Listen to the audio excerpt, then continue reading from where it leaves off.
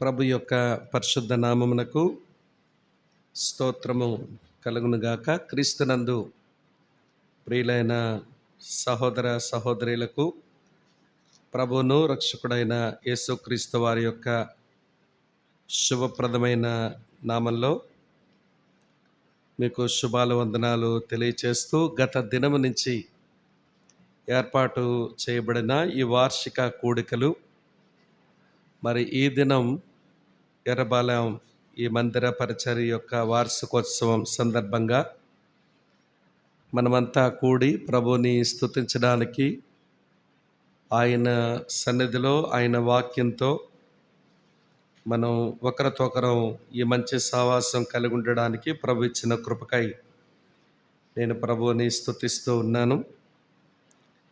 మరి విశేషంగా ఈ దినం దేవుని దాసుని యొక్క జన్మదినం, దానితో పాటుగా మరి స్థానిక ఎర్రబాలెం మందిర వార్షికోత్సవం, ఈ రెండు కలగలుపుకొని మనం ప్రభువులో ఆనందించడానికి ప్రభు కృప చూపారు. మరి జన్మదినాన్ని జరిగించుకుంటున్న దేవుని దాసులు అన్న సుధాకర్ గారికి శుభాకాంక్షలు తెలియచేస్తూ, స్థానిక సంఘం ఎర్రబాలెం విశ్వాసులందరికీ ఈ మందిర వార్షికోత్సవం సందర్భంగా మీకు కూడా నా శుభములు తెలియచేస్తూ ఉన్నాను. ఈరోజు ఉండలేని పరిస్థితి నాకు ఉంది. వాస్తవానికి ఇప్పుడు యుద్ధం అవుతున్న దేశంలో ఉండాలి ఈరోజు. అక్కడ యుద్ధం కారణం చేత నేను ఇక్కడ మిగిలాను. ఆ కారణం చేత మరి అన్ని ఏర్పాట్లు చేసి మొత్తానికి నన్ను లాగారు ఇక్కడికి. ఈ లాగే ముందు నాకు కొంచెం వైరల్ ఫీవర్ వచ్చి చలి, జ్వరం, దగ్గు, జలుబు అన్నీ పట్టాయి. కానీ కొంచెం ఈ యుద్ధం కొంచెం జయించుకొని మీ ముందు నిలబడ్డాను. ఎర్రబాలెం వాళ్ళని చూడడం చాలా సంతోషం. ఎప్పుడూ ఈ స్థానిక సంఘాన్ని జ్ఞాపకం చేసుకుంటూ ఉంటాం. ఒక వ్యక్తి సేవ చేసి తను గతించిపోయిన తర్వాత తను యోగ్యంగా సేవ చేశారా లేదా అన్నదానికి రుజువు తాను గతించిపోయిన తర్వాత ఆ సేవ యొక్క స్థితిగతులే. ఒక వ్యక్తి గతించిపోయిన తర్వాత సేవ గతించిపోతే తాను చేసిన పని యోగ్యంగా చేయలేదు అని అనుకోవలసి ఉంటుంది. ఒక వ్యక్తి సేవ చేసి గతించిపోయిన తర్వాత కూడా ఆ సేవ నిలిచి అది కొనసాగుతుంది అంటే దాని అర్థం సేవ ఆరంభించిన వ్యక్తి యోగ్యంగా ఆ పరిచర్యను ప్రారంభించినట్లు లెక్క. మరి ఈ రోజున మనం అందరము అమ్మగారు కృపమ్మ గారిని మనం జ్ఞాపకం చేసుకోవలసిన అవసరత ఉంది. మరి ఎర్రబాలెం వాళ్ళు తనకెట్లా పరిచయం అయినారో ఆ పరిచయం తీసుకొని మరి తను విజయవాడ నుంచి ఇక్కడికి రావడం ఏంటో, మరి శరీరం సహకరించకపోయినా తను అనారోగ్య పరిస్థితుల్లో కూడా వచ్చి మీ ఇల్లు తిరిగి మీకు సువార్తను ప్రకటించి ఈ స్థలంలో మరి సంఘస్థాపన జరగడానికి, మరి ఆ పరిచర్య తన కుమారుడు అన్న సుధాకర్ గారు కొనసాగించడానికి ప్రభు జరిగించిన ఈ కృపా కార్యాన్ని మనం తలపోసుకొని మన ప్రభుకి మనం స్తోత్రాలు చెల్లించాలి. ఆ దాసురాలని మనం జ్ఞాపకం చేసుకోవలసిన ఆవశ్యకత ఉంది. తమ్ముడు వెంకటేష్ ప్రార్థన చేస్తున్నప్పుడు ఆంటీని పదే పదే జ్ఞాపకం చేసుకుంటూ ప్రభుకి తను స్తోత్రాలు చెల్లిస్తూ ఉన్నప్పుడు నేను కూడా ప్రభునందు ఆ తల్లిని బట్టి ఆనందిస్తూ ఉన్నాను. మరి ఎర్రబాలెంలో ఉన్న సంఘస్థులంతా మరి ఆ దైవజనరాలు పడిన ప్రయాసకు ఫలముగా మీరు నిలిచారు. నిలిచినటువంటి వారు మీరు ఫలిస్తే మరలా మీ ప్రయాస ఎర్రబాలెం పరిసర ప్రాంతాల్లో అది ఇంకా నిలుస్తుంది అని చెప్పడానికి నేను సంతోషిస్తూ, నేను కొద్ది మాటలు ఒక వాక్య భాగం నుంచి కొన్ని తలంపులు ఎర్రబాలెం సంఘానికే కాదు, మరి గిరిపురం ఆర్ఆర్పేట నుంచి కూడా వచ్చిన వాళ్ళు ఉంటే అందరికీ ఇది దేవుని వాక్యం కాబట్టి అందరికీ ఇది ఉపయోగపడుతుంది. కొద్ది మాటలు జ్ఞాపకం చేసి నేను సెలవు తీసుకుంటాను. యెహోషువ గ్రంథం 3వ అధ్యాయం. యెహోషువ గ్రంథం 3వ అధ్యాయం మొదటి 6 వచనాలు నేనొక వచనం చదువుతాను. దయించి మీరొక వచనం చదవండి. 3వ అధ్యాయం మొదటి 6 వచనాలు. యెహోషువ వేకువన లేచినప్పుడు అతడును ఇశ్రాయేలీలందరూ షిత్తీము నుండి బయలుదేరి యొర్దానుకు వచ్చి దానిని దాటక మునుపు అక్కడ నిలిచిరి.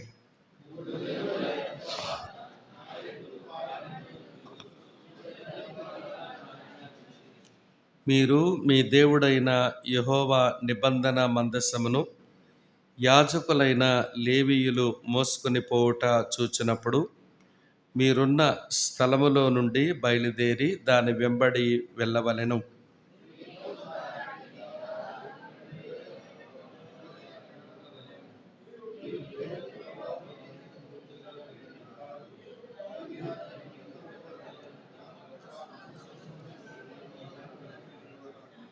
మరియు యెహోషువ రేపు యెహోవా మీ మధ్య అద్భుత కార్యములు చేయను గనుక మిమ్మును మీరు పరిశుద్ధపరచుకొనుడని జనులకు ఆజ్ఞ ఇచ్చెను.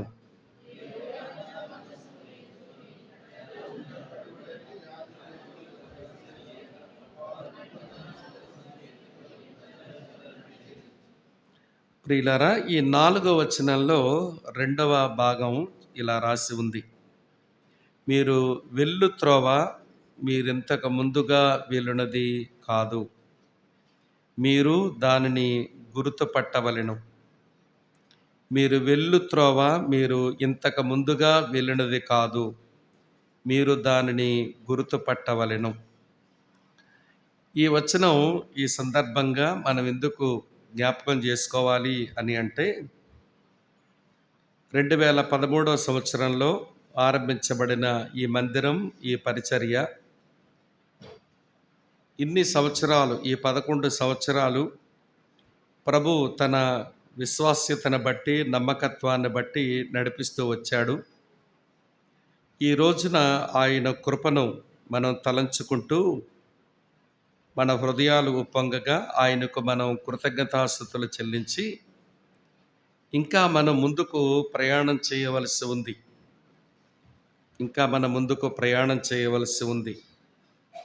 అయితే మనం ప్రయాణం చేయవలసిన ఈ క్రమంలో మనం వెళ్ళబోతున్న ఈ త్రోవ లేదా మనం ప్రవేశించిన ఈ సంవత్సరం ఇంతకుముందు వెళ్ళినట్టుగా అది ఉండదు.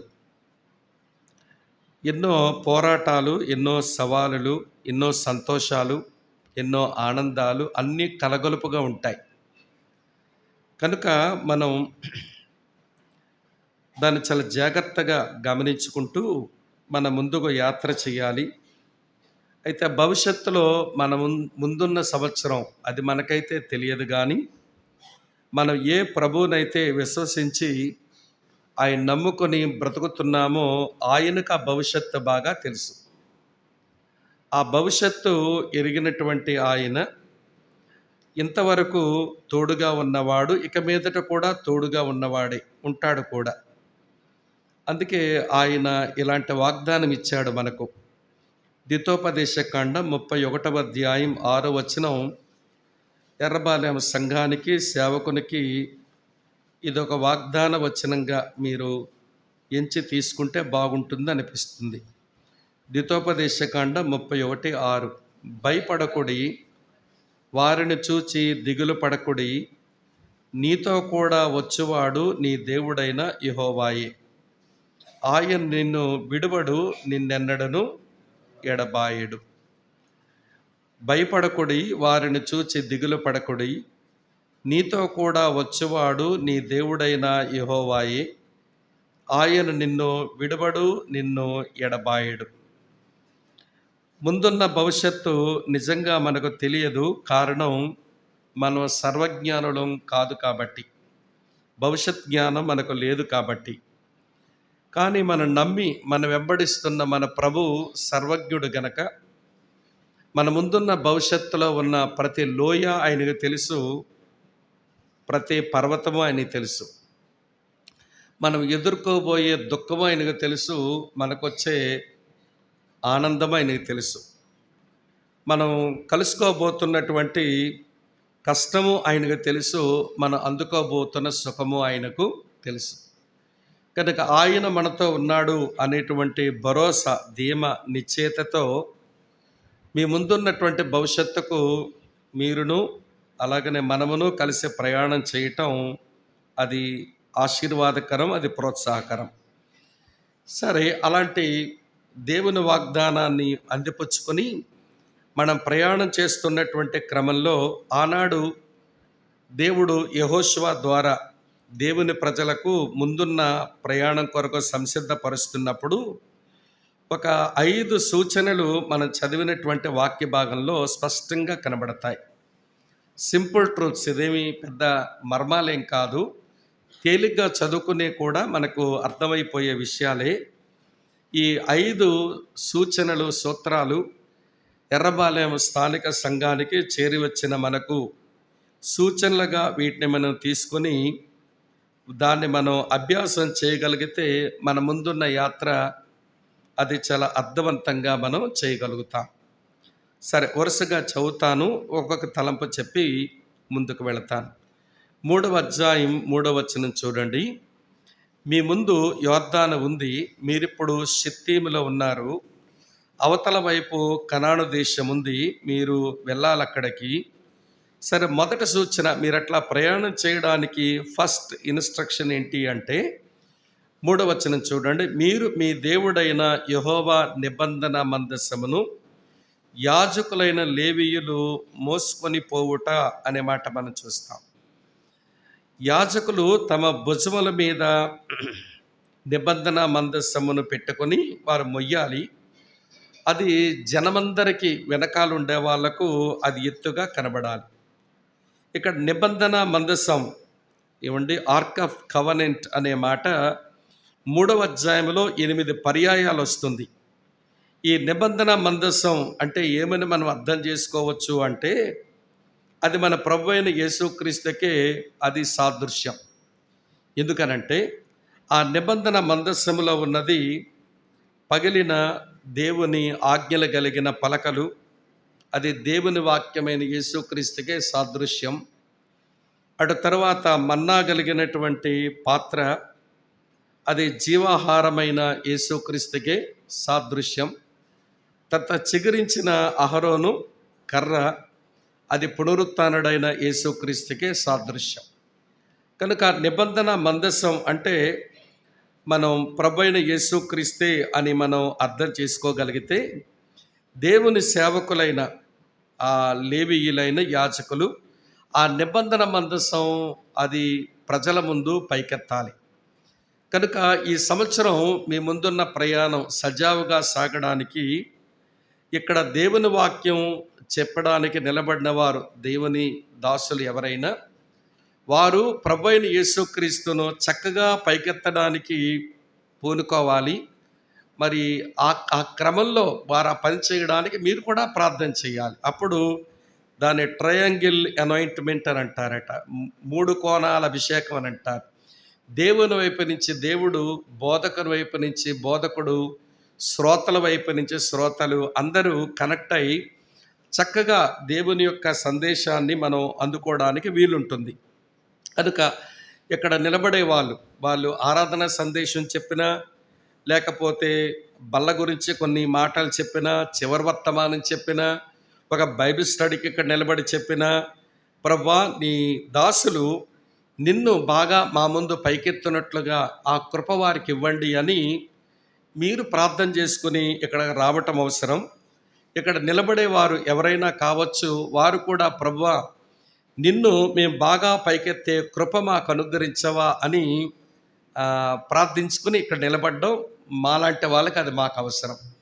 కొన్నిసార్లు వాళ్ళు బాగా చెప్పారు, వీళ్ళు బాగా చెప్పలేదు అని మనం కొంచెం మార్కులు వేసే పద్ధతిలోకి వెళ్ళిపోయి చిరాకు పడిపోతుంటాం. కొన్నిసార్లు కొంతమంది మాట్లాడుతుంటే.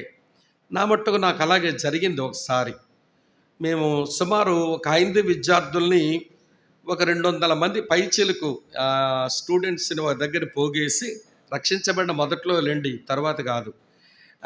చాలామంది కూర్చోబెట్టి ఒక ఆయనకు వాక్యం చెప్పడానికి పిలిచాం.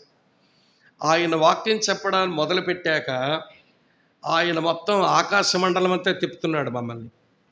ఏమంటే అంతరిక్షం అన్నాడు, సూర్యుడు అన్నాడు, ఖగోళ శాస్త్రం అన్నాడు, చంద్రుడు అన్నాడు, దాని దూరం ఎంతటి, ఇవన్నీ చెబుతుంటే వినేవాళ్ళు జాగ్రత్తగానే వింటున్నారు, కానీ నాకే కొంచెం ఒళ్ళు మండిపోతా ఉంది. నాకంతా ఒకటే ఉబలాటం, యేసు ప్రభు ఎందుకు దేవుడో వీళ్ళకి చెప్పేయాలి, యేసు ప్రభు నమ్ముకోవాల్సిన అవసరం ఎందుకుందో వీళ్ళకి చెప్పాలి, యేసు ప్రభు దేవుడుగా ఆయన ఎలాంటి వాడో వీళ్ళు త్వరగా చెప్పాలి, వాళ్ళు రక్షించబడ్డం అనే ఒక ప్రక్రియ నడవాలి కదా, ఇతనేంటి ఇవన్నీ చెప్తున్నాడు అని నేను కొంచెం చిరాకు పడి ఇటు తిరుగుతూ ఉంటే లేవటం మళ్ళీ రావటం. ఏదో అంటారు కదండి, కాలుగాలిన ఎలాంటి బాగా తెలుస్తాయి మీకు. కాలుగాలిని పిల్లిలా తిరుగుతుంటే మాకు ఎకనామిక్స్ లెక్చరర్ ఒక అక్క ఉండేది, హెప్సీబ్ అని, వాళ్ళది కర్నూలు ప్రాంతం అక్కగారు.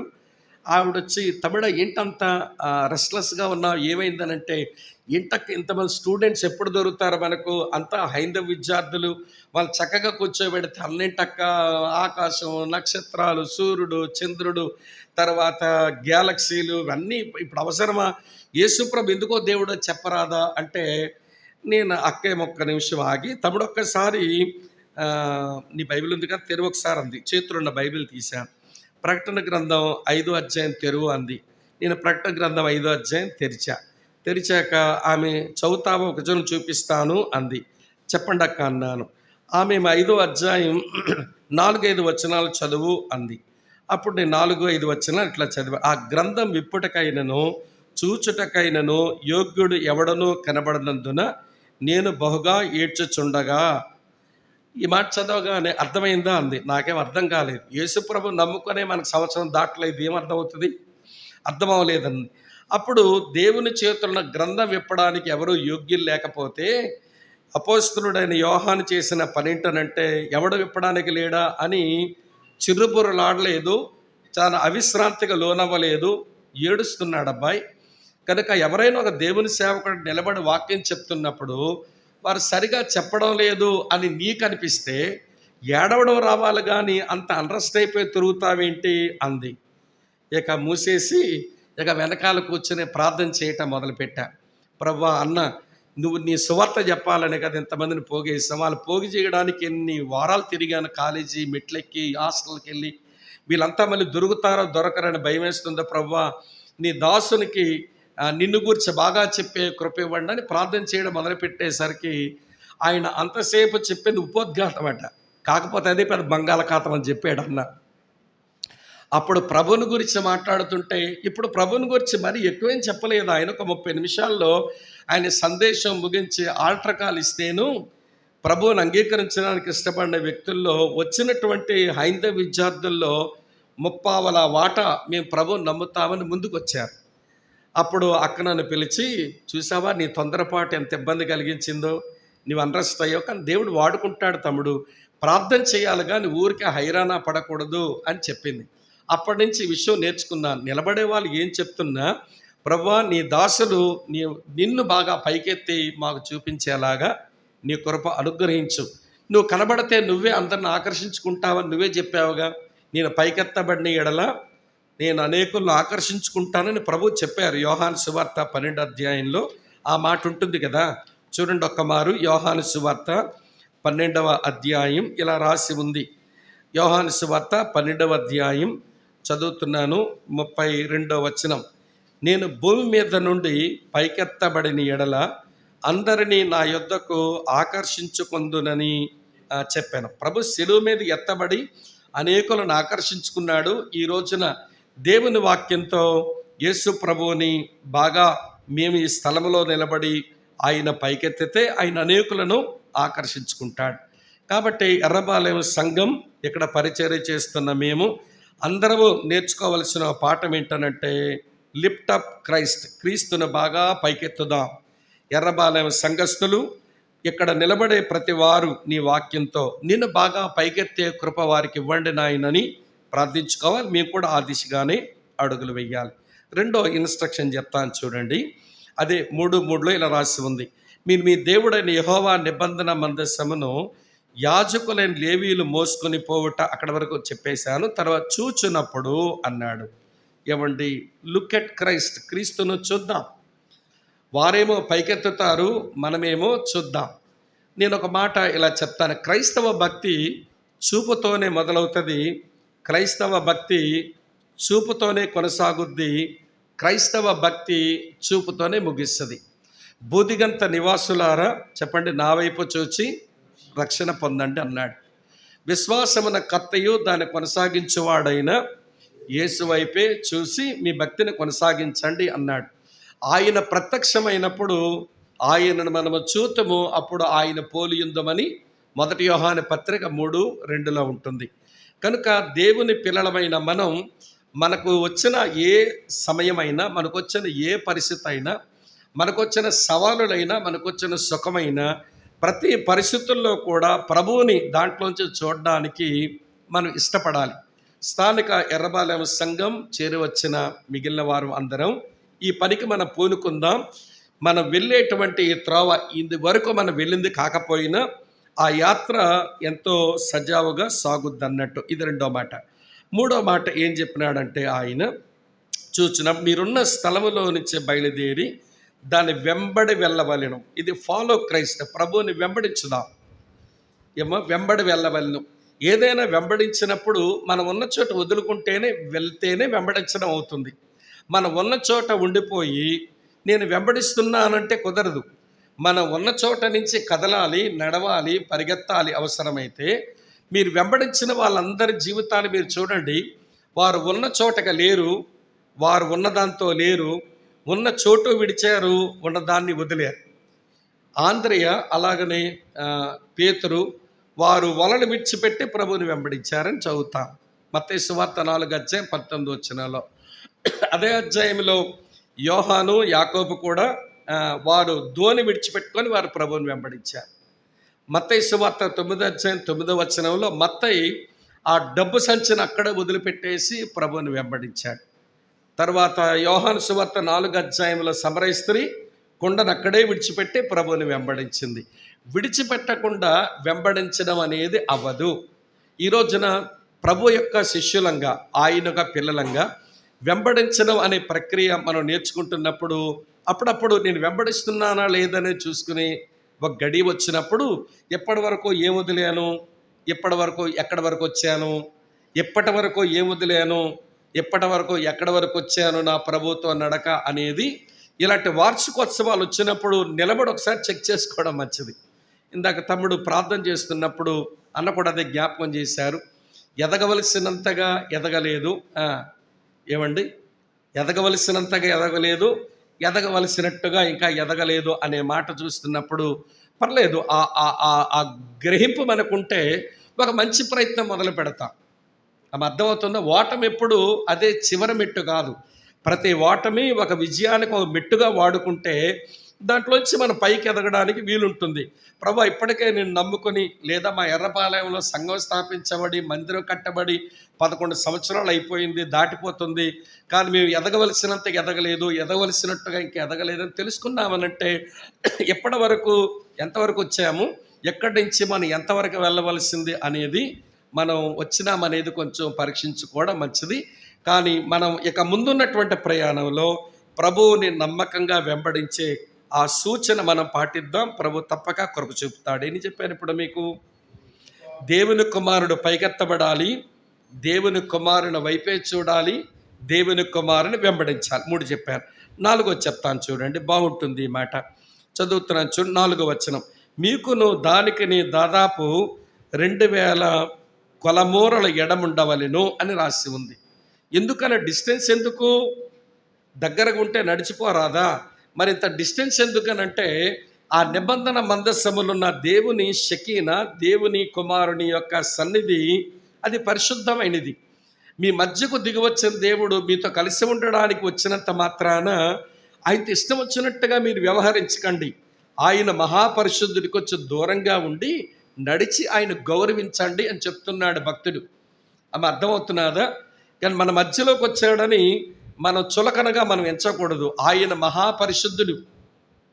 ఆ మహాపరిశుద్ధుడైన ఆయన సన్నిధికి ఊరికే గబగబా ఎవరైనా వచ్చి వారు ప్రాణాలు పోగొట్టుకుంటారేమో అని ఆయన ఆ తూర్పు ద్వారం దగ్గరనే ప్రత్యక్ష గుడారం దగ్గర లేవీలను పెట్టి 4 వైపుల నుంచి, వింటున్నారా, 4 వైపుల నుంచి 3 గోత్రాలు చొప్పున వాళ్ళకు వాళ్ళు డేరాలు వేసుకుని బతకమని మధ్యలో ఆయన సన్నిధిని ఉంచి ఊరకనే ఎవడబడితే వాడు ఇష్టం వచ్చినట్టుగా రావడానికి అవకాశం లేకుండా ధర్మశాస్త్రం ఇచ్చి నియమాలు ఇచ్చి తన పరిశుద్ధతను కాపాడుకున్నాడు. తన పరిశుద్ధతను గౌరవించడం వారికి నేర్పించాడు. చుట్టూన్నటువంటి దేశాలు ఇశ్రాయేలు దేవుడు పరిశుద్ధుడని గుర్తెరిగేలా చేశాడు.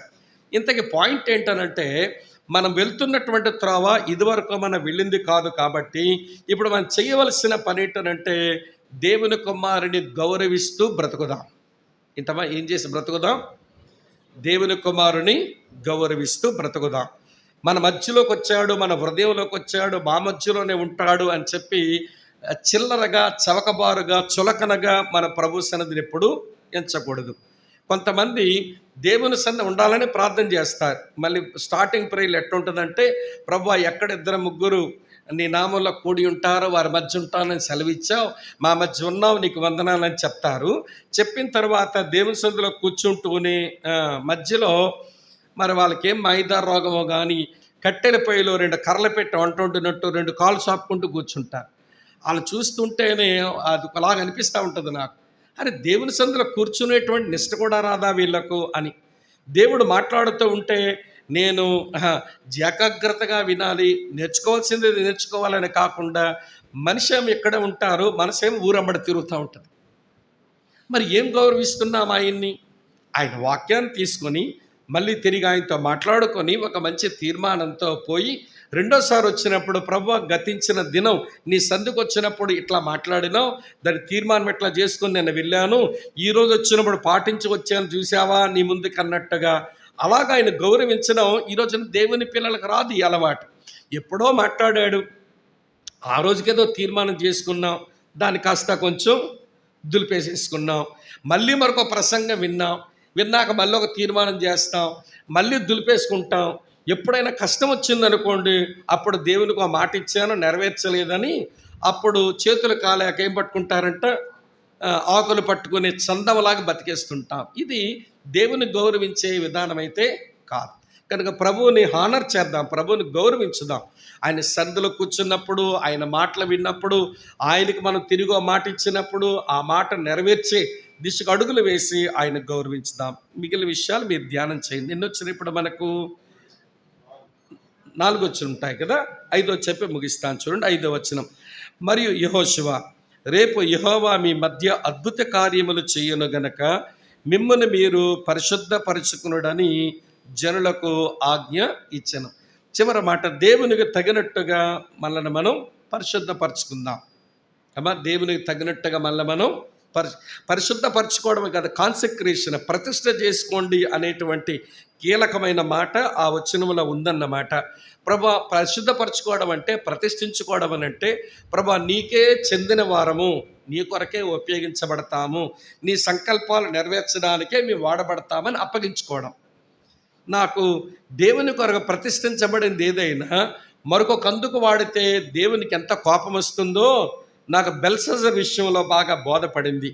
దేవుని మందిరం కొరకు ప్రతిష్ఠించబడిన వస్తువులను వాడు తెచ్చేసుకుని దాంట్లో ద్రాక్షారసం వేసుకొని వాడు తాగుతూ ఉంటే దేవుని కోపం వచ్చింది.